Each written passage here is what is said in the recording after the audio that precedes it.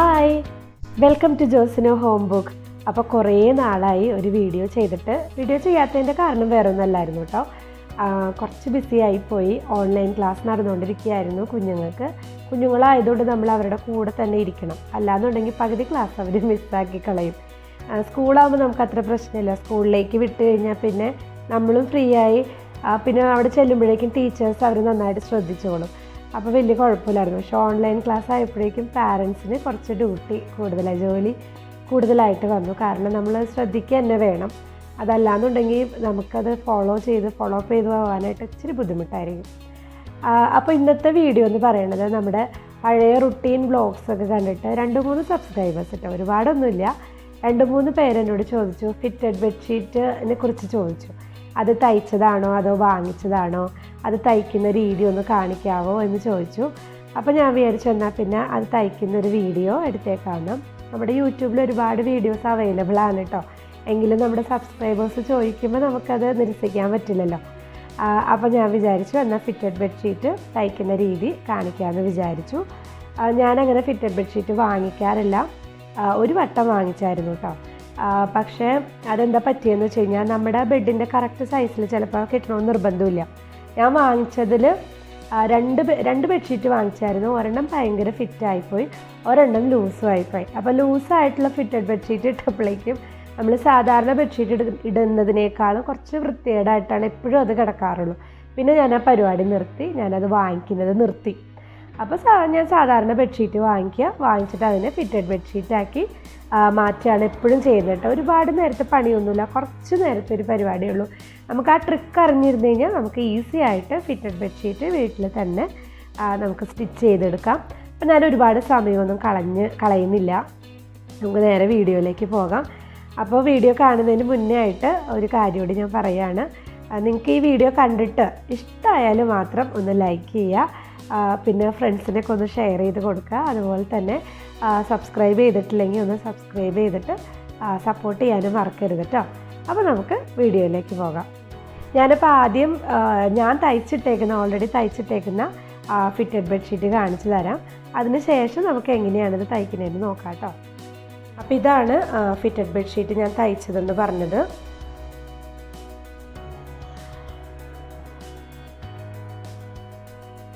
കണ്ടോ, ഇത് ഞാൻ തുണി എടുത്തതിന് ശേഷം ആദ്യം ബെഡ്ഷീറ്റ് ആക്കി, എന്നിട്ടാണ് ഫിറ്റഡ് ബെഡ്ഷീറ്റ് ആക്കിയത്. 6 മീറ്റർ തുണിയാണ് മൊത്തത്തിലെടുത്തത്.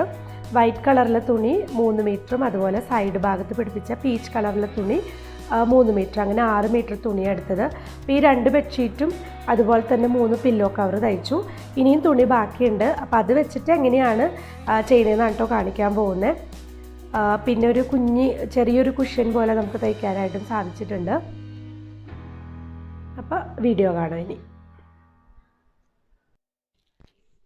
അപ്പം നമുക്ക് ബെഡ്ഷീറ്റ് തയ്ക്കാനായിട്ട് ഇപ്പോൾ ഇത് കണ്ടോ, വൈറ്റ് കളറിലെ തുണി, പിന്നെ ഇത് പീച്ച് കളറിലെ സൈഡിൽ പിടിപ്പിക്കാനായിട്ട് പീച്ച് കളറിലെ തുണി, മെഷറിംഗ് ടേപ്പ്, പിന്നെ സിസേഴ്സ്, മാച്ചിങ് ത്രെഡ്, പിന്നെ ഇതുപോലൊരു നീളമുള്ള സ്കെയില്, പിന്നെ ഞാനിത് ലേസ് പിടിപ്പിക്കാമെന്ന് വിചാരിച്ചിട്ടുണ്ട്. അപ്പം ഞാനിപ്പോൾ ഇത് ബെഡ്ഷീറ്റാക്കി കൊണ്ടുവന്നിട്ടുണ്ട്. അപ്പോൾ എൻ്റെ കയ്യിൽ സെപ്പറേറ്റ് ആയിട്ട് തുണി ഇരിക്കുമായിരുന്നല്ലോ, ഞാനിപ്പോൾ അതിനെ ബെഡ്ഷീറ്റാക്കി കൊണ്ടുവന്നിട്ടുണ്ട്. എന്നിട്ട് നമുക്കതിനെ 4ആയിട്ട് മടക്കിയിടാം. 4ആയിട്ട് മടക്കിയിട്ടതിന് ശേഷം ഇതുപോലെ ഫോൾഡിങ് വരാത്ത ഭാഗം ഉണ്ടല്ലോ, അതൊരുമിച്ച് വെക്കുക. ആ ഭാഗത്താണ് നമ്മൾ കട്ട് ചെയ്തിട്ടൊരു പോക്കറ്റ് പോലെ ആക്കിയെടുക്കാനായിട്ട് പോകുന്നത്. അപ്പോൾ ആ ഭാഗം നമ്മൾ ഒരുമിച്ച് ആക്കിയെടുക്കുക. ഇനി ഞാനൊരു ചെറിയ തുണിയിൽ എങ്ങനെയാണ് മടക്കേണ്ടതെന്ന് നിങ്ങൾക്ക് കാണിച്ചു തരാം. ഇതാണ് നമ്മുടെ ബെഡ്ഷീറ്റ് എന്ന് കരുതുക. ഈ ബെഡ്ഷീറ്റിനെ ആദ്യം നമ്മൾ 2ആയിട്ട് മടക്കുക, അതിനുശേഷം വീണ്ടും അതിനൊന്ന് മടക്കുക. കണ്ടോ, ഇതുപോലെ 2ആയിട്ട് മടക്കുക, അതിനുശേഷം മുകൾ ഭാഗത്തു നിന്ന് വീണ്ടും അതിനെ 2ആയിട്ട് മടക്കുക. കണ്ടോ, ഇപ്പം ഫോൾഡിങ് വരുന്ന ഭാഗം ഒരുമിച്ചിരിക്കുന്നു. ഫോൾഡിങ് ഇല്ലാത്ത തുറന്ന ഭാഗം, ഓപ്പൺ ആയിട്ടുള്ള ഭാഗം ഇങ്ങനെ ഇരിക്കണം. ഇതുപോലെ ആയിരിക്കണം നമ്മുടെ ബെഡ്ഷീറ്റ് ഇരിക്കേണ്ടത്. ഒന്നുകൂടെ കാണിച്ചു തരാം ഞാൻ മടക്കുന്ന രീതി. ഇതുപോലെ ഒന്നുകൂടെ മടക്കുക, 2ആയിട്ട് മടക്കുക, അതിനുശേഷം മുകൾ ഭാഗത്തു നിന്ന് വീണ്ടും 2ആയിട്ട് മടക്കുക. മനസ്സിലായില്ലേ? ഫോൾഡിങ് വരുന്ന ഭാഗം ഒരുമിച്ചിരിക്കണം, ഫോൾഡിങ് ഇല്ലാത്ത ഓപ്പൺ ആയിട്ടുള്ള ഭാഗം ഒരുമിച്ചിരിക്കണം. കണ്ടോ, ഇതാണ് ഇപ്പോൾ നമ്മുടെ റിയൽ ആയിട്ടുള്ള ബെഡ്ഷീറ്റ്. ഇതാണ് കണ്ടോ. അപ്പോൾ അതിൻ്റെ ആ ഫോൾഡിങ് ഇല്ലാത്ത ഭാഗമാണ് ഞാനിപ്പോൾ കാണിക്കുന്നത്. ഇനി നമുക്ക് ബെഡിൻ്റെ അളവെടുക്കാം. ബെഡിൻ്റെ അളവെടുക്കുന്ന സമയത്ത് ഇതുപോലെ വേണം അളവെടുക്കാനായിട്ട്. താഴ്ഭാഗത്തേക്ക് അളവെടുക്കരുത്, ജസ്റ്റ് ആ ബെഡിൻ്റെ മുകൾ ഭാഗത്ത് നിന്ന് അളവെടുക്കുക. ഫുള്ളായിട്ട് അളവെടുക്കുക. ഞാനിപ്പോൾ ഇതിൻ്റെ വീതിയാണ് ആദ്യമായിട്ട് എടുക്കുന്നത്. വീതി എടുത്തതിന് ശേഷം നമുക്ക് നീളം അളന്നെടുക്കാം. ഇതിൻ്റെ കൂടെ നമ്മൾ പിന്നെ തയ്യൽ തുമ്പ് അങ്ങനെയൊന്നും കൂട്ടേണ്ട ആവശ്യമില്ല കേട്ടോ. അല്ലാതെ തന്നെ ഇത് ഫിറ്റായിട്ട് തന്നെ കിടന്നോളും. തയ്യൽ തുമ്പൊന്നും കൂട്ടണ്ട. കറക്റ്റ് ബെഡിൻ്റെ അളവെടുക്കുക. ഇനി നമുക്ക് ഏറ്റവും വീതി കൂടിയ ഭാഗത്ത് വേണം അളവെടുക്കാനായിട്ട് നോക്കേണ്ടത്. അതായത് നടുഭാഗം കണ്ടു വേണം, ബെഡിൻ്റെ നടുഭാഗം കണ്ടു വേണം നമ്മൾ അളവെടുക്കാനായിട്ട്. ഇപ്പം എനിക്ക് എൻ്റെ ബെഡിൻ്റെ നീളം 76 ഇഞ്ചും വീതി 72 ഇഞ്ചുമാണ് കിട്ടിയേക്കുന്നത്. ഇനി ഇതിൻ്റെ പകുതി എടുക്കുക. 76 ഇഞ്ചിൻ്റെ പകുതി 38ഉം വീതി 72 ഇഞ്ചിൻ്റെ പകുതി 36 ഇഞ്ചും. ഇതാണ് നമുക്ക് ബെഡ്ഷീറ്റിൽ അടയാളപ്പെടുത്തേണ്ടത്. അപ്പം ഞാൻ ആ ചെറിയ ബെഡ്ഷീറ്റിൽ കാണിച്ചു തരാം. ആ ഭാഗത്താണ് നീളം അടയാളപ്പെടുത്തേണ്ടത്, ഈ ഭാഗത്ത് വീതി. കണ്ടോ, ഇവിടെ നമുക്ക് നീളം അടയാളപ്പെടുത്തണം, ഇവിടെ നിന്ന് പിന്നെ വീതി അടയാളപ്പെടുത്തണം. ഞാനിപ്പോൾ ഇതാ അടയാളപ്പെടുത്തി വെച്ചിട്ടുണ്ട്. നീളം 38 ഇഞ്ചും വീതി 36 ഇഞ്ചുമായിട്ട് അടയാളപ്പെടുത്തി വെച്ചിട്ടുണ്ട്. ഒന്നുകൂടെ നിങ്ങൾക്ക് കാണിച്ചു തരാം. കണ്ടോ, ആ ഭാഗത്ത് 38 ഇഞ്ച് നീളം, ഇവിടെ നിന്ന് അതായത് നമ്മുടെ ആ ഫോൾഡിങ് വരുന്ന ഭാഗമില്ലേ, അവിടെ നിന്ന് 36 ഇഞ്ച്. ഇപ്പം നമുക്കൊരു പോക്കറ്റ് പോലെ കിട്ടിയിട്ടുണ്ട്. ഇനി എന്താ ചെയ്യേണ്ടതെന്ന് വെച്ച് കഴിഞ്ഞാൽ, നമുക്ക് വീതി അടയാളപ്പെടുത്തിയതിന് ശേഷം ബാക്കി വന്ന ഭാഗമില്ലേ, അത് 6.5 ഇഞ്ചാണ്. അത് നമ്മുടെ ആ 38 ഇഞ്ച് അടയാളപ്പെടുത്തിയില്ലേ, അവിടെ നിന്ന് നമ്മുടെ അടയാളപ്പെടുത്തുക. അതിനുശേഷം നീളം അളന്നതിന് ശേഷം ബാക്കിയുള്ള ഭാഗമില്ലേ, അതായത് ഇപ്പോൾ എനിക്ക് 7 ഇഞ്ചാണ് കിട്ടിയേക്കുന്നത്, അതും നമ്മൾ അടയാളപ്പെടുത്തുക. വീതിയുടെ ആ 36 ഇഞ്ചിൽ നിന്ന് അടയാളപ്പെടുത്തുക. എന്നിട്ട് ആ 2 പോയിൻ്റ് കൂട്ടിമുട്ടുന്ന ഭാഗത്തു നിന്ന് ഇതുപോലെ ഒരു പോക്കറ്റാക്കി മാർക്ക് ചെയ്യുക. മനസ്സിലായില്ലേ? അതായത് ആ 38 ഇഞ്ചും 36 ഇഞ്ചും കൂടെ കൂട്ടിമുട്ടുന്ന ഭാഗം, അത്രേ ഉദ്ദേശിച്ചുള്ളൂ കേട്ടോ. ഇനി നമുക്കിത് കട്ട് ചെയ്ത് മാറ്റണം. ഇനി നമുക്ക് ആ പോക്കറ്റ് പോലെ വന്നേക്കുന്ന ഭാഗം കട്ട് ചെയ്ത് മാറ്റിയെടുക്കാം. കണ്ടോ, ഇതുപോലെ ഇപ്പോൾ കട്ട് ചെയ്ത് മാറ്റിയിട്ടുണ്ട്. ഇനി എന്താ ചെയ്യേണ്ടതെന്ന് വെച്ച് കഴിഞ്ഞാൽ, ഈ 4 സൈഡ് നമുക്ക് കൂട്ടി തയ്ക്കണം. അപ്പം ഒരു സൈഡ് ഇതുപോലെ എടുക്കുക. കണ്ടോ, ഇതുപോലെ എടുത്തതിന് ശേഷം നമുക്കത് കൂട്ടി തയ്ക്കണം. ഇങ്ങനെ 4 സൈഡ് നമ്മൾ കൂട്ടി തയ്ക്കണം. കണ്ടോ, ഞാനപ്പോൾ ഇത് തയ്ച്ചെടുത്ത് കൊണ്ടുവരാം. കണ്ടോ, ഇപ്പോൾ 4 സൈഡും ഞാൻ കൂട്ടിയടിച്ച് കൊണ്ടുവന്നിട്ടുണ്ട്. കൂട്ടിയടിച്ചതിന് ശേഷം തയ്യൽ തുമ്പ് കൂടാതെ ഇതുപോലെ എക്സ്ട്രാ കുറച്ച് തുണികൾ ചിലപ്പോൾ ബാക്കി വരാനുള്ള ചാൻസ് ഉണ്ട്. അത് നമ്മൾ വെട്ടിയെടുത്ത് മാറ്റിക്കളയണം കേട്ടോ. അങ്ങനെ മാറ്റിക്കളഞ്ഞാലാണ് നമുക്ക് ഈ ഇലാസ്റ്റിക് വെച്ച് മടക്കി അടിക്കുന്ന സമയത്ത് ഈക്വലായിട്ട് നമുക്ക് അടിക്കാനായിട്ട് പറ്റുള്ളൂ. ഞാനിപ്പോൾ എക്സ്ട്രാ വന്ന ആ തുണി ഭാഗം കട്ട് ചെയ്ത് മാറ്റുന്നുണ്ട് കേട്ടോ. ഇപ്പം നമ്മുടെ 4 സൈഡും ഒരുപോലെയായി. കണ്ടോ, ഇല്ലെങ്കിൽ എന്താണെന്ന് വെച്ചാൽ നമ്മൾ ഇലാസ്റ്റിക് വെച്ച് തയ്ക്കുന്ന സമയത്തെ അത് മടക്കി അടിക്കാൻ നമുക്ക് കുറച്ച് ബുദ്ധിമുട്ട് വരും. ഇനി നമുക്ക് ഇലാസ്റ്റിക്കിൻ്റെ നീളം അളക്കാം. അതിന് വേണ്ടിയിട്ട് നമുക്ക് ഈ പോക്കറ്റ് പോലെ നമ്മൾ തയ്ച്ച ഭാഗമില്ലേ, അതിൻ്റെ അളവ് ആദ്യം എടുക്കണം. ഇപ്പം ഞാൻ അളന്നെടുക്കുമ്പോഴേക്കും എനിക്ക് 6.5 ഇഞ്ചാണ് കിട്ടുന്നത്. 6.5 ഇഞ്ചിൽ നിന്ന് 1/2 ഇഞ്ചും കൂടെ കൂട്ടി 7 ഇഞ്ചാണ് നമ്മൾ ഇലാസ്റ്റിക്കിൻ്റെ നീളം എടുക്കേണ്ടത് കേട്ടോ.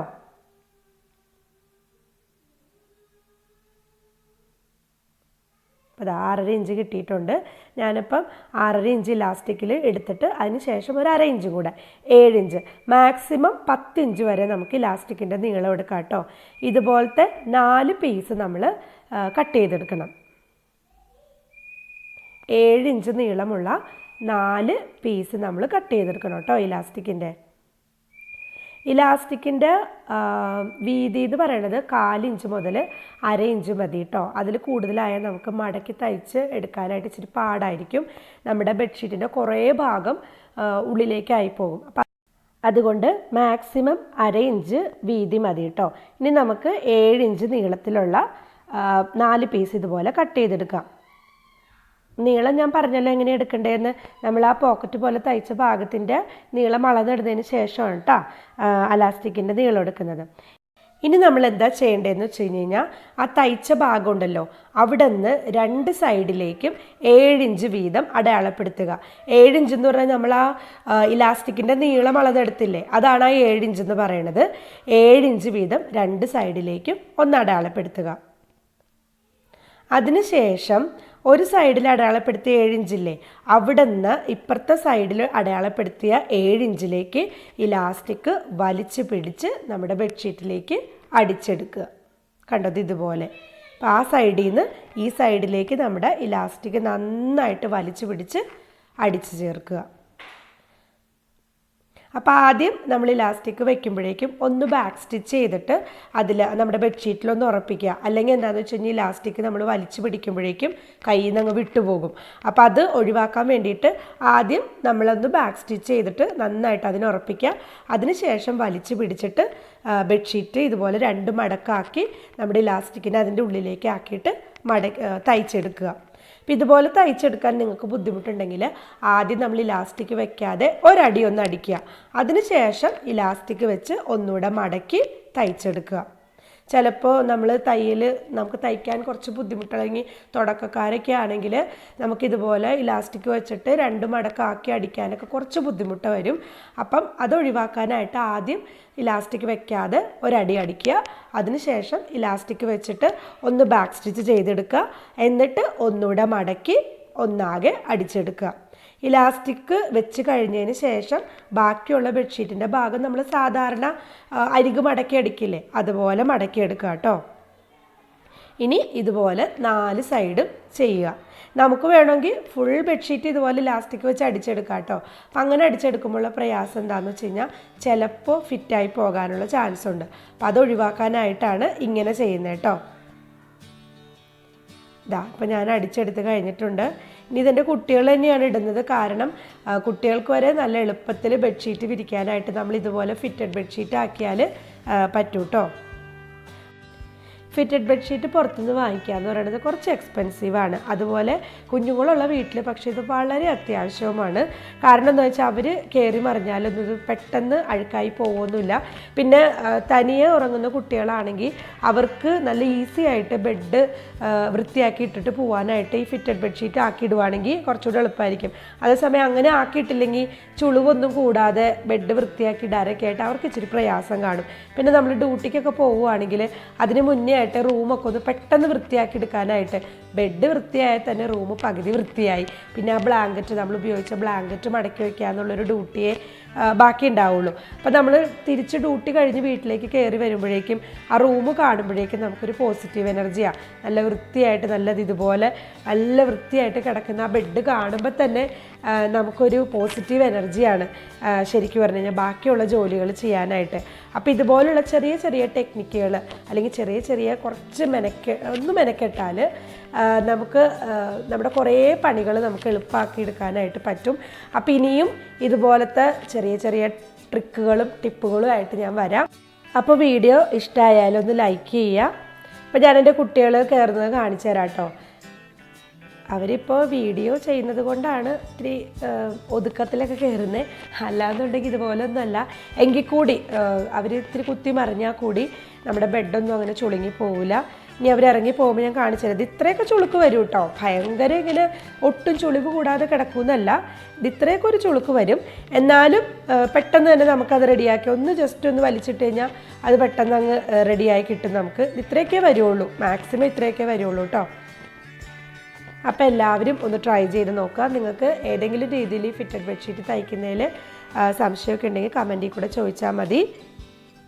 അപ്പോൾ ഇത്രയേ ഉള്ളൂ ഇന്നത്തെ വീഡിയോ എന്ന് പറയുന്നത്. വീഡിയോ ഇഷ്ടമായാലും ലൈക്ക് ചെയ്യാനായിട്ട് മറക്കരുത് കേട്ടോ. അതുപോലെ ഫ്രണ്ട്സിനൊന്ന് ഷെയർ ചെയ്ത് കൊടുക്കണം. സബ്സ്ക്രൈബ് ചെയ്തില്ലെങ്കിൽ സബ്സ്ക്രൈബ് ചെയ്ത് സപ്പോർട്ട് ചെയ്യാനും മറക്കരുത് കേട്ടോ. വീഡിയോയുടെ ലെങ്ത്ത് കൂടിപ്പോയെങ്കിൽ എന്നോട് ക്ഷമിക്കണം. കാരണം എക്സ്പ്ലെയിൻ ചെയ്ത് വന്നപ്പോഴേക്കും ഇത്രയും ആയിപ്പോയി.